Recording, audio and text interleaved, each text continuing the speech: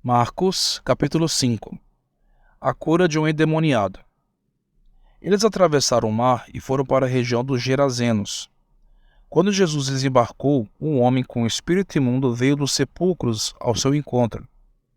Esse homem vivia nos sepulcros, e ninguém conseguia prendê-lo, nem mesmo com correntes, pois muitas vezes lhe haviam sido acorrentados os pés e as mãos, mas ele arrebentara as correntes e quebrara os ferros de seus pés. Ninguém era suficientemente forte para dominá-lo. Noite e dia ele andava gritando e cortando-se com pedras entre os sepulcros e nas colinas. Quando ele viu Jesus de longe, correu e prostrou-se diante dele e gritou em alta voz: Que queres comigo, Jesus, filho do Deus Altíssimo? Rogo-te por Deus que não me atormentes. Pois Jesus lhe tinha dito: Sai deste homem, espírito imundo. Então Jesus lhe perguntou: Qual é o seu nome? Meu nome é Legião, respondeu ele, porque somos muitos. E implorava a Jesus com insistência que não os mandasse sair daquela região. Uma grande manada de porcos estava pastando numa colina próxima. Os demônios imploraram a Jesus: Manda-nos para os porcos, para que entremos neles. E ele lhes deu permissão, e os espíritos imundos saíram e entraram nos porcos. A manada de cerca de 2.000 porcos atirou-se precipício abaixo, em direção ao mar, e nele se afogou. Os que cuidavam dos porcos fugiram e contaram esses fatos na cidade e nos campos. E o povo foi ver o que havia acontecido. Quando se aproximaram de Jesus, viram ali um homem que fora possesso da legião de demônios, assentado, vestido e em perfeito juízo, e ficaram com medo. Os que estavam presentes contaram ao povo o que acontecera ao endemoniado e falaram também sobre os porcos. Então o povo começou a suplicar a Jesus que saísse do território deles. Quando Jesus estava entrando no barco, o homem que estivera endemoniado suplicava-lhe que o deixasse ir com ele.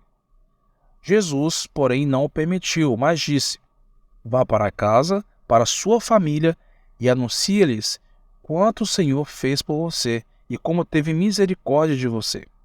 Então aquele homem se foi e começou a anunciar em Decápolis o que Jesus tinha feito por ele, e todos ficavam admirados.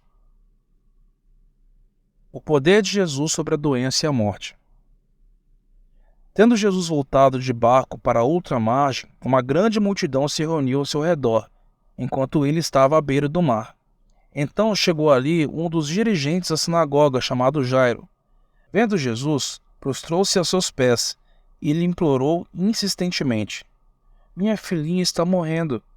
Vem, por favor, e impõe as mãos sobre ela para que ela seja curada e viva. Jesus foi com ele. Uma grande multidão o seguia e o comprimia.